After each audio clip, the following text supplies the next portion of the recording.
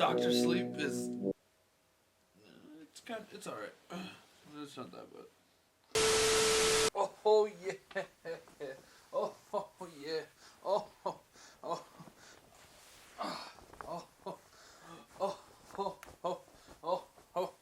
Oh. Oh. Ho ho ho. So I just got done watching Dr. Mario, and I can say without a doubt it is an alright movie. Now, before I get too deep into details and everything else, I do want to say that this is a spoiler-free review. So if you have not seen this movie yet, and maybe you're watching this video to kind of get an idea if you should, I appreciate you, and continue watching.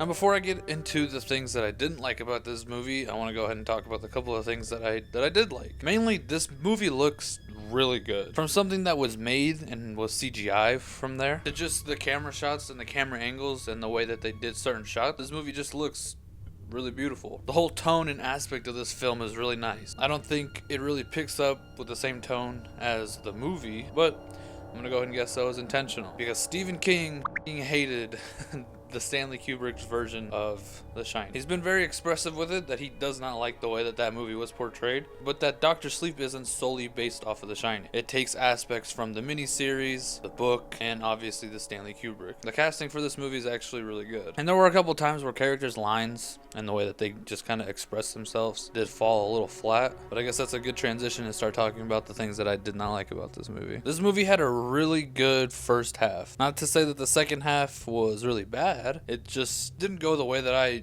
thought it was going to go when I started watching this. If you don't know anything about this movie, the only thing you really need to know is that Danny grew up his whole life being traumatized from living in Snowden Hotel with his psychotic father and his mother. So his whole life, you know, he's been tortured with these outer figures and stuff. And once the beginning part of this movie happens, I kind of thought that it was going to go a specific way, especially with this little girl coming into the equation. I kind of thought that's the way it was going to go, but then it ended up going a different way, probably for a better reasoning, but the way that I kind of wanted it to go probably would have been a little better, but you know, I don't get paid to do that, so I don't even get paid to make these videos, but they ask you how you are, you just have to say that you're fine when you're not really fine. But the plot to this movie isn't bad. It has a really interesting and intriguing plot to it. I just kind of think that the way it was completely executed was kind of just more or less just basically being foreshadowed from the very beginning. Kind of picked up along those things while watching the movie in the theater. And when then there's hints like that throughout the entire movie and you pick up on those things, it didn't necessarily ruin the film for me, but it also didn't make it that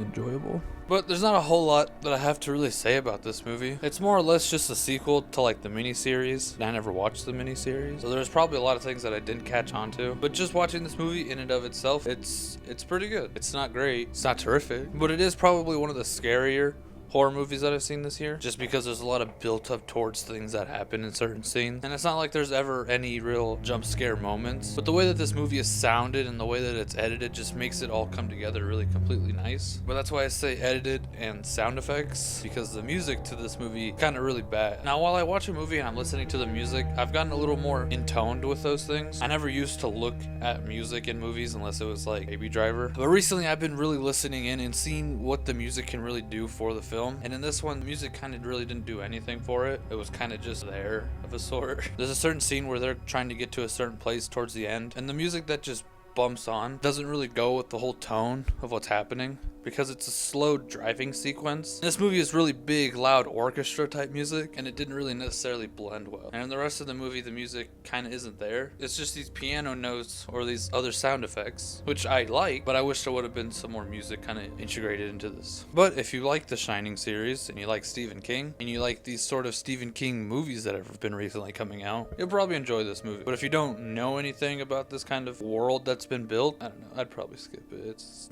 It's not a big deal. And when I went to go see this in the theater, there was like 10 other people. We were all in this like big ass IMAX theater, so that's probably why I kind of enjoyed it a little more. Well, I'm gonna go ahead and give Dr. Sleep a 5 out of 10. It's not bad, not great, but it's better than a lot of other horror movies that came out this year. Specifically these ones, because these ones are fucking bad. Alright, thank you guys for watching.